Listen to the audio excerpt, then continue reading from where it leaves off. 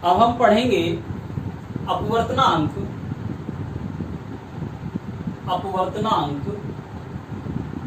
तथा क्रांतिक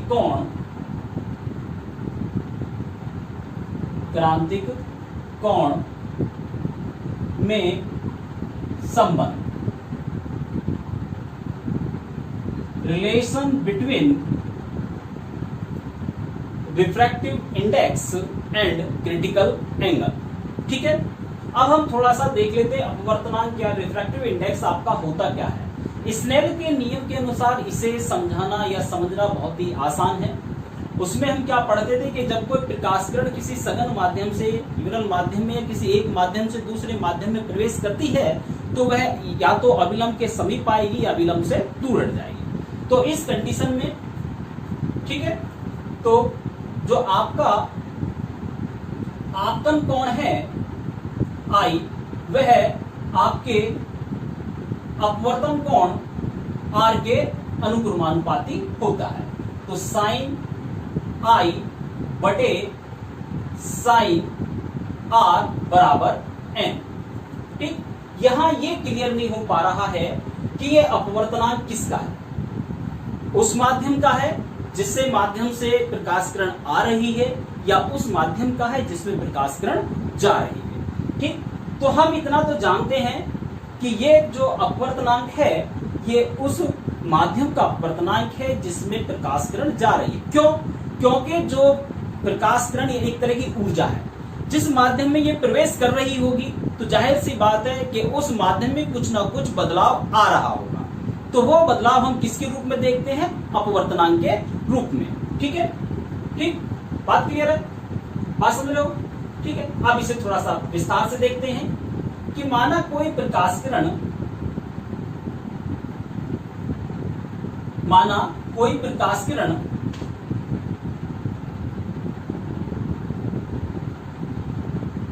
सघन माध्यम 1 से विरल माध्यम 2 में प्रवेश कर रही है तो वह अपवर्तन के पश्चात अभिलंब से दूर हट जाती है। ठीक, इतना हम पढ़ चुके हैं, बात क्लियर है। अब हम अगर स्नेल के नियम के अनुसार प्रकाश किरण माध्यम 1 से माध्यम 2 में आ रही है तो अगर हम स्नेल के नियम के अनुसार इसके माध्यम 2 का अपवर्तनांक जानना चाहें तो कितना होगा? किसके सापेक्ष? 1 के सापेक्ष। तो n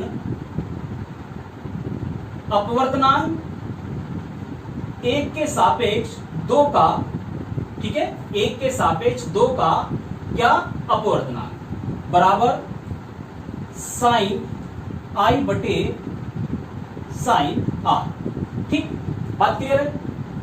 अब हम बात करते हैं, ये तो बात हो गई सीधी इसके अपवर्तनांक की। अब आता है क्रांतिक कोण। क्रांतिक कोण के लिए हम जानते हैं कि क्रांतिक कोण का एक कंडीशन होती है इसकी कि यदि आपका कोण R बराबर 90 डिग्री हो, ठीक है, लिख लेते हैं यहां क्रांतिक कोण के लिए जो क्रिटिकल एंगल है, क्रांतिक कोण के लिए क्या है वैल्यू इसकी कि आपका जो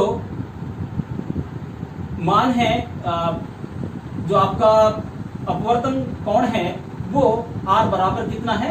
90 डिग्री। ठीक, और दूसरा क्या होता है, जब ये अपवर्तन कोण 90 डिग्री है तो जो आपका आपतन कोण है वो किसके बराबर होता है? किसके बराबर होता है?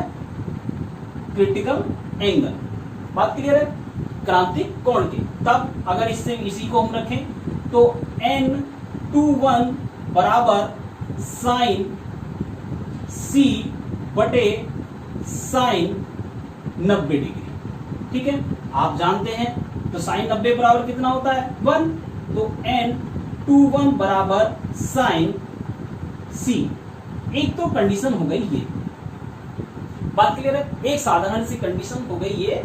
अब इससे क्या मतलब समझ रहे हैं इसका कि माध्यम 1 का 1 के सापेक्ष माध्यम 2 का अपवर्तनांक कब है ये कि जब प्रकाश किरण सघन माध्यम से विरल माध्यम में प्रवेश कर रही है, तब इसका अपवर्तनांक किसके ज्या या फिर इसकी साइन के बराबर होगा, जो उसका क्रांतिक कोण है। ठीक है, ये बात होगी। हम एक रिवर्सिबल लॉ पढ़ चुके हैं इसका, या उत्कीर्णनीयता का सिद्धांत पढ़ चुके हैं, कि उसमें क्या होता है कि N12 गुणा N21 बराबर 1। इसका मतलब ये है कि जब प्रकाश किरण माध्यम 1 से माध्यम 2 में आ रही है तो उसका अपवर्तनांक है N21, और इसका उल्टा जब प्रकाश किरण माध्यम 2 से माध्यम 1 में प्रवेश कर रही होगी या है उसका उल्टा, तो कितना अपवर्तनांक होगा, N12। इन दोनों का मल्टीप्लाई करने के बाद जो आपका सॉल्व आरा करके आएगा वो कितना आएगा, 1।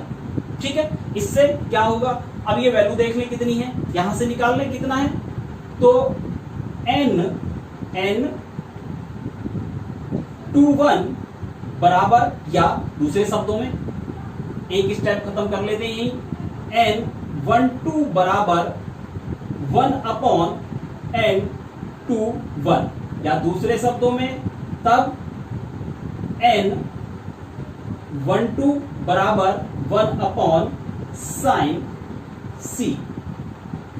ठीक है, 1/sin C। इसका क्या मतलब हुआ, इसका मतलब ये होगा, अभी तक हम जब यहां हमने देखा कि पता चला कि जब कोई प्रकाश किरण सघन माध्यम में या फिर विरल माध्यम से सघन माध्यम में प्रवेश करती है तो उसका अपवर्तनांक क्रांतिक कोण के मानों में इतना। अब ये उसका उल्टा है कि जब प्रकाश किरण विरल माध्यम से सघन माध्यम में प्रवेश करती है तो उसका अपवर्तनांक या फिर माध्यम 1 का अपवर्तनांक, माध्यम 2 के सापेक्ष माध्यम 1 का अपवर्तनांक जो इसकी साइन होगी क्रांतिक कोण की, इसके कितना होता है, इसके व्युत्क्रमानुपाती होता है। इसे ऐसे भी लिख सकते हैं, N12 व्युत्क्रमानुपाती 1/sin C। ये आपने पढ़ा अपवर्तनांक तथा क्रांतिक कोण में संबंध। ठीक है,